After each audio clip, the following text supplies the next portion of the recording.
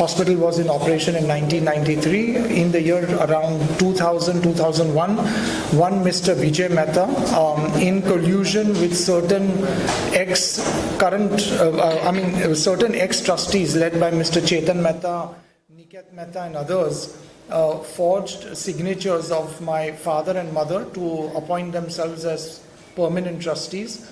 There was a lot of litigation which followed, and when the magistrate court ruled that there is prima facie forgery and fabrication of documents, based on this we moved the Honorable Supreme Court, and in 2023 the Supreme Court directed the Assistant Charity Commissioner to decide the change reports which decide the status of trusteeship of the rival group, whether they are trustees or not, was ordered. After a lengthy trial, their change reports came to be rejected and they were no longer declared as trustees. So the entire tenure which they served was illegal and unlawful, which was declared by the Assistant Charity Commissioner. This was challenged right up to the Supreme Court, where they failed to procure any interim orders. And as of today, there is no court which has declared their trusteeship to be in their favor. When we took charge, when the current board of trustees came into management and we took charge in the year December 2023, that is when we learned that huge monies have been siphoned off by the earlier erstwhile board of trustees, and which has been to the tune of more than 2,000 crores.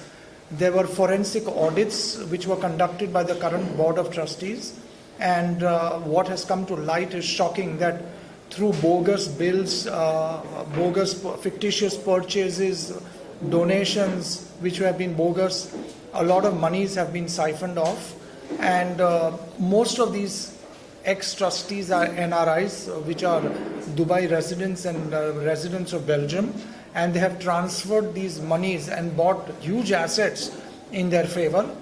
Currently, there are more than 3 FIRs which have been filed, and the Mumbai police is on the lookout for all these ex-trustees, but they have already eloped and they are residing in either Dubai or Belgium. This has obviously, this by far is one of the biggest medical scams in history. I would now pass on the mic also to Mr. Parambir to throw light on this. Friends, as Mr. Prashant Mehta just briefed you, while the trust was in control of the illegally appointed trustees for a period of nearly 20 years, huge amounts of money were siphoned off by doing various irregularities and illegalities. And when these came to light during the forensic audit, thereafter we have registered a series of FIR against the former trustees. The first FIR was registered at Bandra Police Station,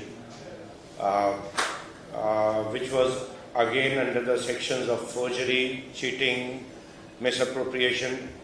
That was, I think, to the tune of about 12 crores of amount in approximation of 12 crores.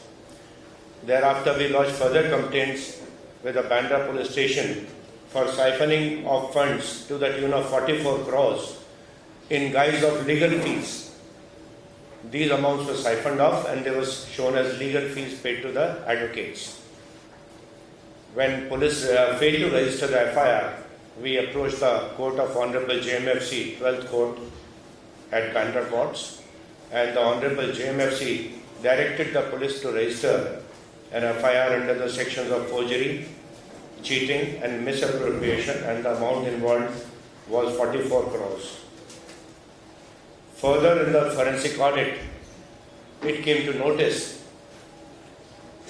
that more than 1,250 crores was siphoned off for the purpose of purchases for the hospital, and these purchases were not done through the regular channel of the hospital. There is a purchase department in the hospital. An alternative domain was created, and all these operations were kept off the book, whether the goods were actually received in the hospital or not, who supervised, where the payments made. These were all fictitious payments and all done through a fictitious entity called Ecnamed. On the basis of forensic audit, we lodged a complaint for cheating, forgery and siphoning of funds up to the tune of 1250 crores with the Bandra police station. When Bandra police station failed to register an FIR, following the due process, we moved the court of the Honorable JMFC 12th Court, and recently we received an order from the Honorable JMFC directing the police to register an FIR. On basis of that, FIR has been registered a couple of days ago, and the accused name are the 7 of the former trustees and various other entities which were created for the purpose of this modus operandi. So this is the most shocking thing which has come out very recently in the further forensic audit, and that we have recently written Mr. Prashant Mehta, permanent trustee, on the basis of these FIRs, has written to the Enforcement Directorate that these offences which have taken place, financial irregularities, cheating, forgeries, they all amount to predicate offences as defined under the PMLA, Prevention of Money Laundering Act, and we have requested the Enforcement Directorate to take cognizance and investigate these cases as per the provisions of the Prevention of Money Laundering Act, since these are proceeds of the crimes which are already registered at Bandra police station. One of the offences of 44 crores is already transferred from Bandra police station to EOW and is under investigation by EOW. The main offence about which we wanted to share information with you is in respect of these 1250 crores which has recently been registered. In addition to this, another very, very shocking incident which came to our notice was some months ago. So the ex-employees of the trust came to the trustees and they informed us that some black magic practices have been performed in the court, in the premises of the hospital, especially in the office where Mr. Prashant Mehta and his mother, Mrs. Charu Mehta, used to sit. So on the basis of that information, in the presence of some witnesses, following the due process, the flooring of the room was dug up and 8 urns, kalash, containing human remains, rice and other articles which are used for black magic were found in that room, and this amounts to an offence under Black Magic and Evil Practices Act, which is an act of the state. And on basis of that, we again lodged a complaint with the Bandra police station. When police failed to act on that complaint, we approached the court of Honorable Magistrate JMFC 12th Court, and the Honorable Magistrate was pleased to order an inquiry, and he himself conducted an inquiry. Already verification of the complaint has been done, and further inquiry. The matter was so serious, the magistrate himself has started inquiry in the case, and there is plenty of evidence available. And so these are the 4 cases we wanted to share with you, and these are the malpractices which happened over a period of 20 years when the old trustees, illegally appointed trustees, were in the charge of the hospital. So as of now, we have requested the Enforcement Directorate and hope proceedings under PMLA are initiated by the Enforcement Directorate. So we'll be happy to and free to take any questions that you may want to ask about it. 75 में ये trust की स्थापना की गई थी. 78 में श्री किशोर Mehta and Shrimati Charu Mehta द्वारा श्री किशोर मेहता की मदर लेट श्रीमती लीलावती के मेमोरी में, और उन्होंने अपने हाथ से ये हॉस्पिटल की स्थापना करी. 1997 में हॉस्पिटल का उद्घाटन किया गया. 2002 तक श्री किशोर मेहता, श्रीमती चारू मेहता एंड श्री किशोर मेहता की सिस्टर की रेखा शेख, वो इस हॉस्पिटल के परमानेंट ट्रस्टीज थे. 2002 में लगभग श्री किशोर मेहता की तबीयत ठीक नहीं थी, उन्हें ट्रीटमेंट के लिए विदेश जाना पड़ा. तो अपने भाई श्री विजय मेहता को वो इस हॉस्पिटल का ट्रस्टी बनाकर उनके काम सुपुर्द करके विदेश चले गए ट्रीटमेंट के लिए अपने परिवार के साथ। उनके पीछे से रिकॉर्ड्स को फोर्ज करके श्री किशोर मेहता के, श्रीमती चारू मेहता के सिग्नेचर्स फोर्ज करके उन्होंने अपने भाइयों को और अपने भतीजों को, अपने बच्चों को ट्रस्ट में, खुद भी परमानेंट ट्रस्टी बन गए, उनको भी ट्रस्ट पे ले लिया।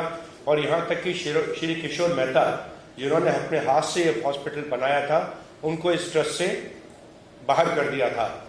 लंबी लड़ाई के बाद श्री किशोर मेहता 2016 में वापस परमानेंट ट्रस्टी बन सके और लगभग 20 साल की लड़ाई के बाद नवंबर 2023 में असिस्टेंट चैरिटी कमिश्नर के ऑर्डर से, जिसने पिछली सारी रिपोर्ट्स जिनके बेसिस पे वो लोग ट्रस्टी बने थे उनको रिजेक्ट करते हुए ओरिजिनल ट्रस्टीज को इसका चार्ज दिया।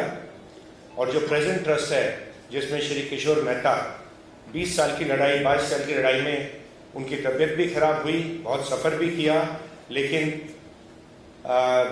फाइनली वो मोमेंट देख सके जब नवंबर 2023 में उनके बाद वापस चार्ज आया।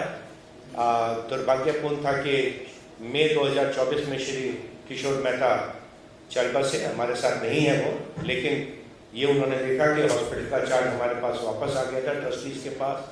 तो अभी श्रीमती चारू मेहता और उनके 3 सुपुत्र एंड बाकी ट्रस्टीज इस हॉस्पिटल को चला रहे हैं, जो कि इस हॉस्पिटल के ओरिजिनल ट्रस्टीज थे। जब प्रेजेंट ट्रस्टीज ने चार्ज संभाला तो ऐसी जानकारी, ऐसी इंफॉर्मेशन, ऐसी एविडेंस इनके सामने आई कि उस 20 साल के कार्यकाल में बहुत बड़े स्केल पर हजारों करोड़ का मिस अप्रोप्रिएशन घोटाला इस हॉस्पिटल में हुआ। रिकॉर्ड्स फोर्ज किए गए, पैसा साइफन किया गया, चीटिंग, फोर्जरी, सब कुछ किया गया। और इस प्रकार के 3 ऑफेंसेस हमारे नोटिस में आए। पहला ऑफेंसेस एक 12-12.5 करोड़ का था, जहाँ किसी बिल्डर के नाम से कुछ पैसा साइफन ऑफ करके हॉस्पिटल से बाहर ले जाया गया। वो offence already Bandra police station में दाखिल हुआ, 2024 में अंडर इन्वेस्टिगेशन है। दूसरा बड़ा जो इलीगैलिटी, इरेगुलरिटी हमारे सामने आई, वो एक 44 करोड़ का मामला था, जहाँ के लीगल फीस बताकर पैसा साइफन ऑफ किया गया हॉस्पिटल से। उस मामले में भी हमने बांद्रा पुलिस स्टेशन में कंप्लेंट दाखिल की थी, लेकिन जब रीजनेबल पीरियड में पुलिस ने गुना दाखिल नहीं किया तो हम ऑनरेबल कोर्ट को अप्रोच किए and honourable JMFC court 12 number court ने उसमें पुलिस को आदेश दिया कि ऐसा गुना दाखिल किया जाए। ये 2024 में 44 करोड़ के मिस अप्रोप्रिएशन, फोर्जरी, चीटिंग का मामला बांद्रा पुलिस स्टेशन में दाखिल किया गया। और ये सब्सिक्वेंटली, क्योंकि अमाउंट बड़ा था एंड कॉम्प्लिकेटेड मैटर था, इसलिए ये EOW को ट्रांसफर कर दिया गया। लेकिन जो सबसे बड़ा शॉकर था हमारे सामने आया, वो था एक 1250 करोड़ का स्कैम, जहां पे कि हॉस्पिटल की जो प्रोक्योरमेंट, सप्लाईज का जो प्रोसीजर था, उसके लिए एक अलग डिपार्टमेंट था। उस डिपार्टमेंट और उस प्रोसीजर को साइड में रखते हुए एक एंटिटी क्रिएट की गई, आउटसाइड एंटिटी, एक्नामेड के नाम से, और सारे ट्रस्टीज उसमें इन्वॉल्व थे। और ये ऑल्टरनेटिव जो एंटिटी क्रिएट करके की गई, उसके द्वारा करीब 1250 करोड़ की परचेज एंड प्रोक्योरमेंट बताई गई। वास्तव में ये परचेज प्रोक्योरमेंट हुई नहीं हुई, इसका कोई रिकॉर्ड नहीं है। और ऐसा स्पष्ट है कि ये एक प्रकार का साइफनिंग फंड्स का बहुत बड़े स्केल पर था। और ये पूरा जो हम तीनों अब तक मैंने आपको गुने बताए हैं, ये एक हमने जब प्रेजेंट ट्रस्टीज ने चार्ज लिया, इरेगुलरिटीज उनके सामने आई, तो उन्होंने फॉरेंसिक ऑडिट, एक बहुत ही प्रेस्टिजियस फॉरेंसिक ऑडिटर फर्म को अपॉइंट किया। फॉरेंसिक ऑडिट में सब इरेगुलरिटीज सामने आई हैं और उसके बेसिस पे हमने बांद्रा पुलिस स्टेशन को कंप्लेंट किया था कि 1250 करोड़ का जो एक ये स्कैम है, साइफनिंग है, चीटिंग, फोर्जरी है, इस पर गुना दाखिल किया जाए।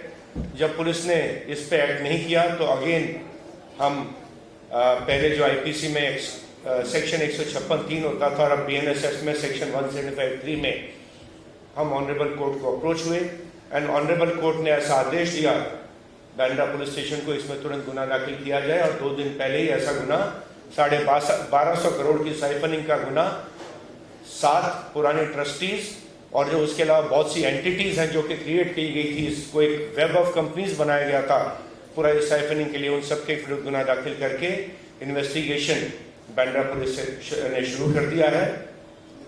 और एक जो बहुत ही शॉकिंग घटना और जो हमारे सामने आई थी वो थी ब्लैक मैजिक से संबंधित, काले जादू से संबंधित।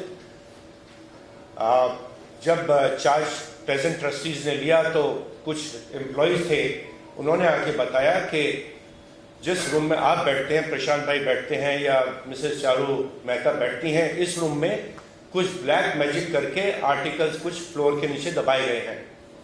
तो पूरे प्रिकॉशन लेते हुए विटनेसेस की प्रेजेंस में वीडियोग्राफी करते हुए वो फ्लोरिंग को खोदा गया और उसके नीचे से 8 कलश निकले, जिसमें कुछ ह्यूमन रिमेन्स, ह्यूमन बाल थे, बोन्स थी, इस प्रकार की वस्तुएं, कुछ चावल, कुछ और इतर वस्तुएं जो काले जादू के लिए यूज की जाती हैं, ब्लैक मैजिक के लिए यूज की जाती हैं, वो वस्तुएं निकली।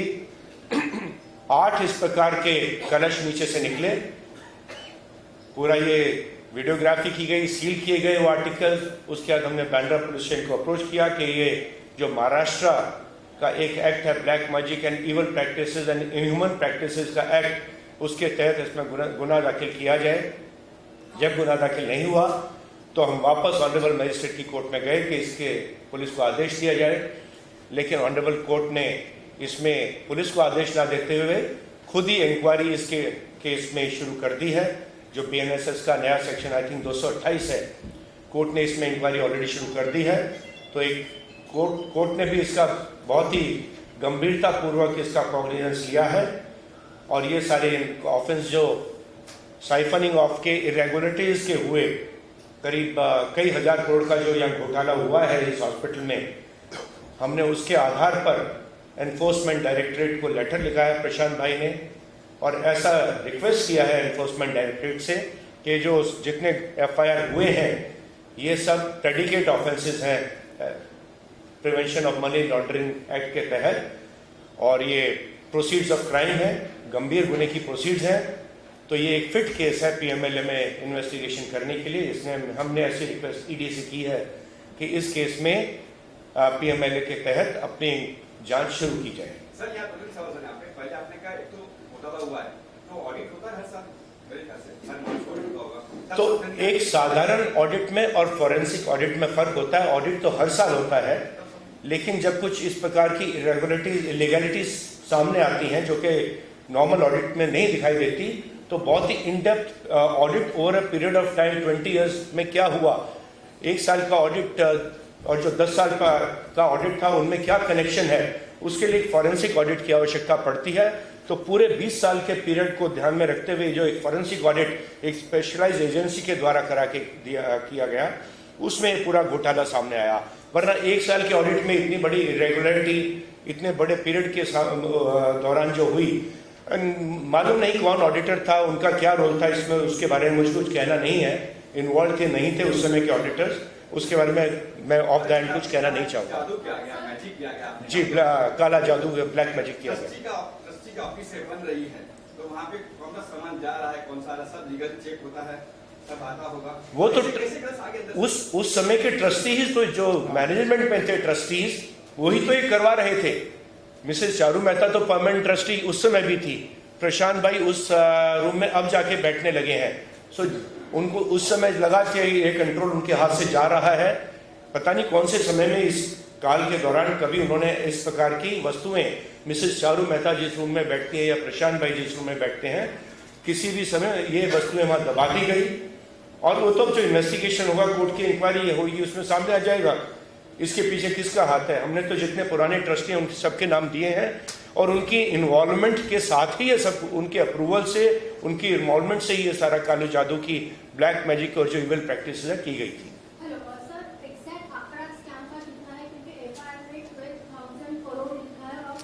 1247 करोड़ और कुछ लाख इस प्रकार का उसमें आंकड़ा है।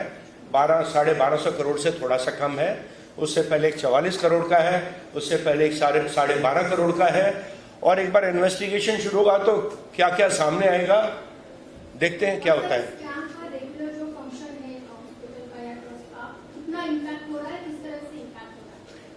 फिर से बताइए। जो ये स्कैम है, इसका इम्पैक्ट जो रेगुलर नहीं, जो ट्रस्टीज थे, ट्रस्टीज तो छोड़ के भाग गए हैं। जिनके ऊपर गुने दाखिल हुए वो तो यहाँ से हिंदुस्तान से फरार हो गए हैं सर। नहीं, पिछला ट्रस्ट तो बराबर अफेयर्स चला ही नहीं रहा था।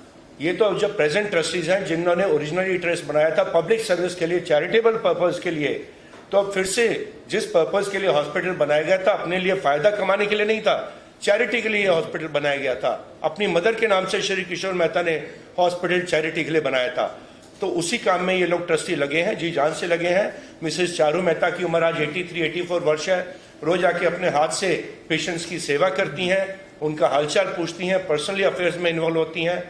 तो ये तो एक सेल्फलेस जो एक सर्विस है सोसाइटी के लिए, उसमें इस हॉस्पिटल के इसी पर्पज के लिए बनाया गया था है। और जो प्रेजेंट ट्रस्टी हैं उसी काम में जी जान से लगे हुए हैं।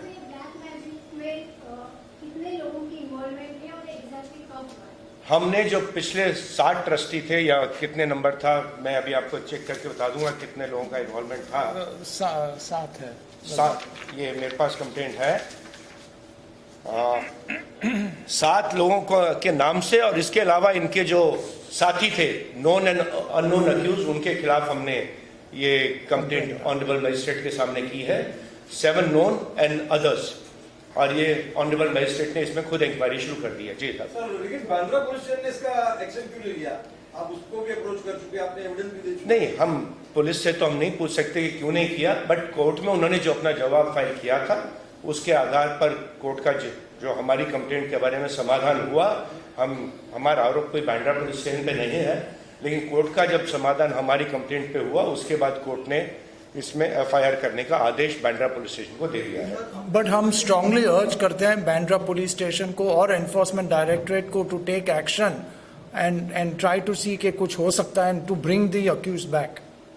सर, मेरा प्रश्न है कि आपने बोला कि 20 साल में एक चेंज किया, ऑडिट बराबर नहीं हुआ, तब चारों बेन भी वहाँ तक परमानेंट तो ट्रस्टी थी, कभी उनका तो मैडम तो यहाँ माइनॉरिटी में थी, और श्री किशोर मेहता की तबीयत भी ठीक नहीं रहती थी, उनको तो ट्रस्ट से बाहर ही कर दिया गया था।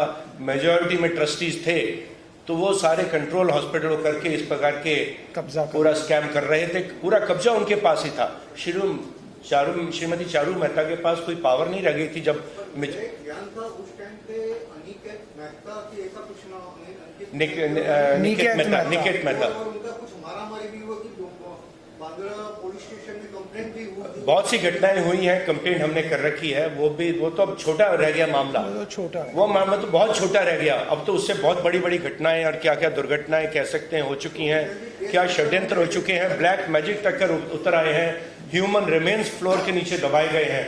तो ये सारी मैल प्रैक्टिसेस, इरेगुलरिटीज जो सामने आई हैं, हम अथॉरिटीज के सामने हैं, कोर्ट के सामने हैं। एंड हम तो यही मांगते हैं कि फेयर एंड एक इम्पार्शियल इन्वेस्टिगेशन हो, और उसके आधार पर जो ये अक्यूज पैसा इंडिया से साइफन ऑफ करके भाग गए हैं, उनको they should be brought to the book and to face the legal to face law.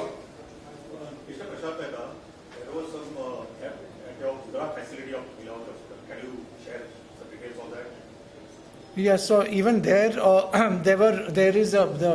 the trust has a small hospital in our home state of Palanpur, Gujarat, and in that my late grandfather had kept certain items of gold, diamonds, artifacts in the hospital itself for many years, which was very clearly said that this would be used for any expansion purposes for new hospitals in Gujarat. What these ex-trustees did was that they managed to go and break open the safe, the vault. They removed all the diamonds, the jewelry, everything which belongs to the trust, which was put in by my late grandfather, and the keys happened to be with my late father in custody. इन लोग ने ये पूरा यहाँ से षड्यंत्र करके पूरा safe तोड़ के ये सब माल निकाल के they smuggled out all the diamonds and jewelry to Dubai and other offshore destinations. When we found out this, we immediately complained to the Commissioner of Police in Gujarat, and then the court directed also to register FIR. But by then also nothing happened because they were already overseas और वो लोग भाग गए थे.